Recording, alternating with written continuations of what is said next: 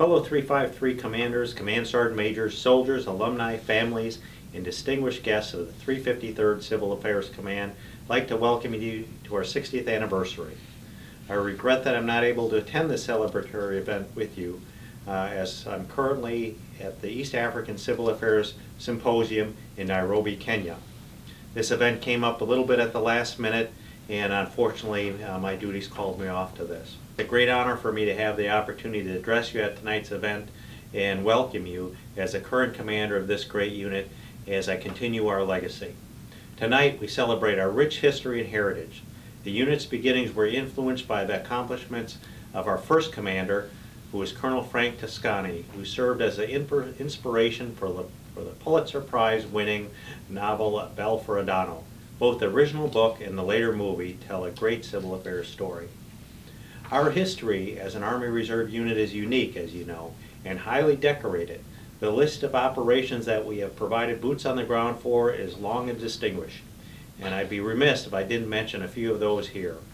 For example, the Mariel boat lift in Cuba, Operation Just Cause in Panama, both Desert Shield and Desert Storm in Kuwait and Iraq, Provide Comfort in northern Iraq and Turkey, Sea Angel in Bangladesh, and of course Joint Guard and Joint Forge in Kosovo and Bosnia.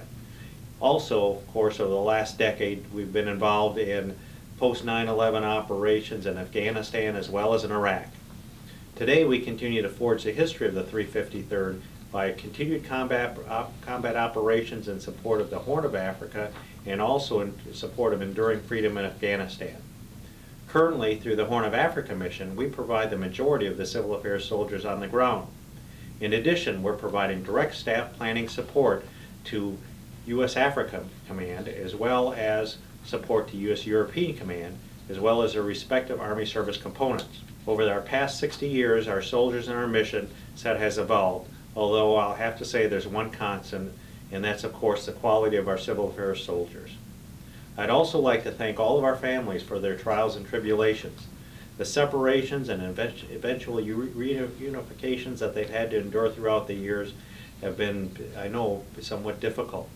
Finally, as we celebrate our heritage, we must also remember the men and women who have made the ultimate sacrifice for the 353rd, the Army, and our great nation. Captain Paul Cassidy, First Sergeant Christopher Coffin, Lieutenant Colonel Anthony Sherman, PFC Nicole Fry, Specialist Brian Freeman, Captain Brian Freeman, and Major Dwayne Kelly. Please join me in a moment of silence for these fallen comrades.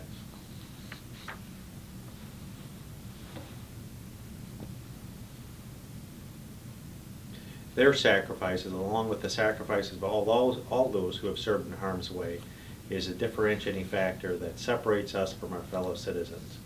For the soldiers who serve in the 353rd Civil Affairs Command, this certainly does make us twice a citizen. I implore everyone to enjoy tonight's anniversary celebration.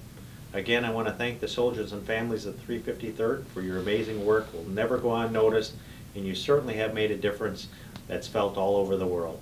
Thank you again for your service. Thank you for joining us this evening, and I'm honored to be part of the proud history of our 353rd Civil Affairs Command. Thank you. Good night.